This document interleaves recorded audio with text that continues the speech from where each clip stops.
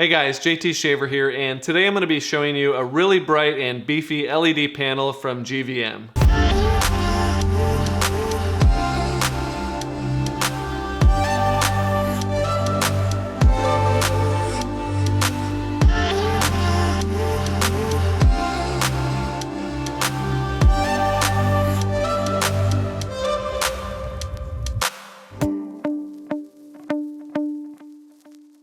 If you want to keep up with the latest camera and lighting gear reviews, make sure you hit subscribe and hit the bell notification so you don't miss the next video. The light I'm going to be looking at today is the GVM 110S, which is a 110 watt bicolor LED panel. To start with, it comes with a really nice carrying case, it's well padded, and if I had to nitpick, it's kind of hard to get the light out of the case.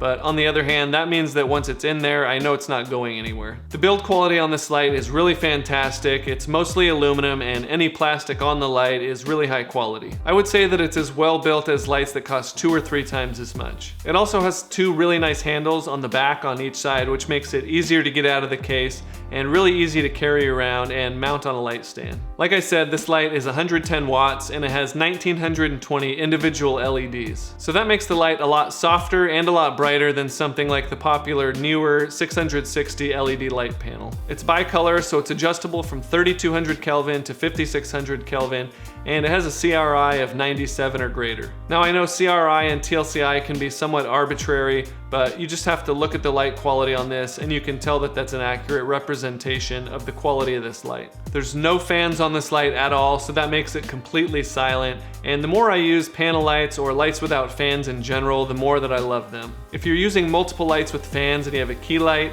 a backlight, and maybe a background light, that's 3 fans going at once, and there's just a loud hum going throughout the whole room the whole time. If you have the same setup using panel lights or fanless lights in general, it's just completely different because everything is just dead silent. Even if you're using lights that have fans and you have multiple fans going, usually the microphone won't pick it up, but it's just nice to not have to even worry about that at all. This light comes with detachable barn doors which screw on easily on the side of the light. It also comes with 2 different diffusion panels, so you can use the light bare with no diffusion and get the maximum brightness out of it, or you can use the traditional slide-in diffusion and put that in to cut the light a little bit, but make it a little bit softer. One of my favorite things about this light is that it has a secondary diffusion layer, and the way that it mounts is that it sticks off the front of the panel by about 3 inches, so that makes the light source even bigger and softer. The one downside to that is that you can't use the secondary diffusion and the barn doors at the same time, but no other LED panel even comes with the secondary diffusion, so I don't really see that as a downside. It can be powered with the included AC adapter, or it also has a V-mount on the back, so you can use a V-mount battery as well. Using a battery is nice because it's just more portable on the light stand and you just don't have cords hanging around on the floor all over the place. This light is also pretty soft without any kind of diffusion. The panel is 23 by 15 inches, so it's pretty soft, and the closer you move it to your subject, the softer it becomes. So that makes it really flexible as a key light, a backlight, a background light, or pretty much anything you can think of. There is a little bit of brightness difference between 3200 or 5600 Kelvin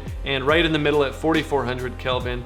And that's because when you have it at 4400, both sets of tungsten and white LEDs are on at the same time. Some lights compensate for that way the brightness is the same throughout the entire color range, but I like the way that this light works better. Normally I'm shooting at 5600 Kelvin 99% of the time, but if I really need to eke out a little bit more exposure, I can set it to 4400 Kelvin and get about half a stop more brightness. One thing about light panels in general, and not necessarily this LED panel, is that sometimes you can get striped or checkered shadows. That's because there's so many individual light sources on a panel like this, but these LEDs are packed really tightly to minimize that effect. And of course, the more diffusion that you add, the more that disappears, so out of all the LED panels I've used, this light is one of the best when it comes to that. To give you a better idea of how bright this light is in a practical situation, I'm going to compare it with my light meter against a Godox SL60W and the Neewer 660 LED light panel. All the measurements are taken at 1 meter at ISO 100, and I'm not using any reflector on the Godox SL60W. I am using the diffusion panel on the Neewer light just to kind of bring the softness in line with this panel. So the Neewer 660 LED panel, I get f4 at 1/15 of a second,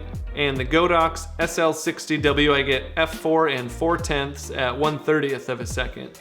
With the GVM 110S and no diffusion at all, I get f4 and 1/125 of a second.